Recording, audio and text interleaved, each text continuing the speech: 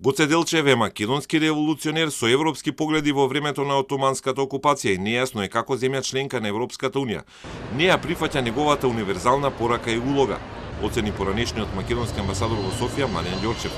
Светлоста на пораката на револуционерот во предминатиот век не ја разбралеле во Бугарија, рече Ѓорчев. Покажува дека Република Бугарија не ја разбира светлосната порака на Делчев и сите тие политички манифестации кои што се однесуваат на негација на македонското постоење, на македонската реалност, на македонската вистина, представуваат на вистина од европски аспект непознавање на европските вредности или неусвојување на европските вредности на држава која што веќе 15 години од 2007 година е членка на Европската унија.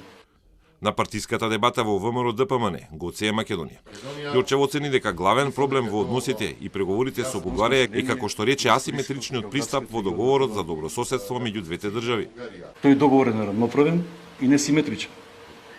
И се додека таму во тој договор бугарската наука и политика толкува поимот заедничка историја исклучиво како термин кој што се однесува на бугарскиот народ и неговиот континуитет од првото средновековно бугарско царство до 2 август 1944 година, покажува дека Република Бугарија има сериозен проблем не само со соочување со минатото, туку има сериозен проблем со соочување со она што представува наша денешна реалност, она што представува можеби и иднина за целиот Балкански полуостров. За прославата на 150 години од реѓањето на Гоце Делчев пред 3 дена во Скопје имаше и бугарска делегација предводена од министерката за надворешни работи.